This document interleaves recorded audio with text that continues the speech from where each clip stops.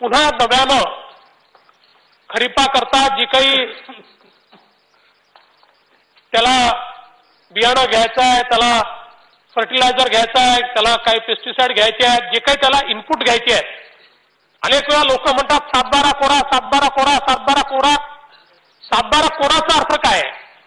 7/12 कोराचा अर्थ एवढाच आहे की त्याला पुन्हा क्रेडिट वर्दी करणं, त्याचं जुनं कर्ज मिटवून त्याला पुन्हा नव्याने कर्ज घेता येईल अशा प्रकारे त्याला क्रेडिट वर्दी करणं, याचा अर्थ 7/12 कोरा होतो. 8 साली 9 साली आपण कर्जमाफी केली आणि आता ज्यावेळेस कर्जमाफीच्या संदर्भात मी पुन्हा त्याच्या आकडेवारीमध्ये गेलो, आपल्याला आश्चर्य वाटेल. 8 मधला शेतकरी 9 मध्ये कर्जबाजारी झालेला दिसतो, 9 मधला 10 मध्ये कर्जबाजारी झालेला दिसतो.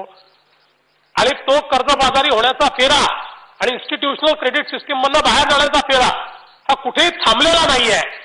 आणि म्हणून कर्जमाफी हा एक महत्वाचा उपाय आहे, तो की ही कर्जमाफी हा पहिला टप्पा आहे की ज्या टप्प्यामध्ये इन्स्टिट्यूशनल क्रेडिट सिस्टीमच्या बाहेर गेलेला शेतकरी, संस्थात्मक कर्ज रचनेच्या बाहेर गेलेला शेतकरी त्याचा 7/12 कोरा करून म्हणजे त्याचं जुनं कर्ज फेडून आपण त्याला पुन्हा इन्स्टिट्यूशनल क्रेडिट सिस्टीम मध्ये आणतोय, त्याला क्रेडिट वर्दी करतोय, पुन्हा तो कर्ज घेऊन आपली शेती करू शकेल अशा प्रकारची ही व्यवस्था त्याच्याकरता आपण उभी करतोय.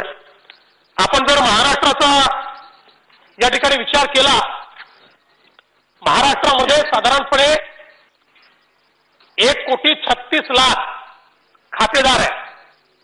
1 ते 2 हेक्टर क्षेत्र असलेल्या शेतकऱ्यांची संख्या ही 29.5% आहे. आणि एकूण जर आपण अल्प आणि अत्यल्प भूधारक शेतकऱ्यांची संख्या काढली तर ती महाराष्ट्रामध्ये 78.5% आहे.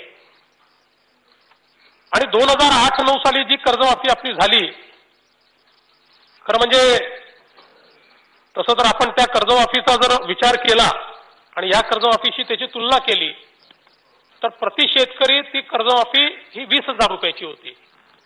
ही आता कर्जमाफी प्रति शेतकरी 55,000 रुपये.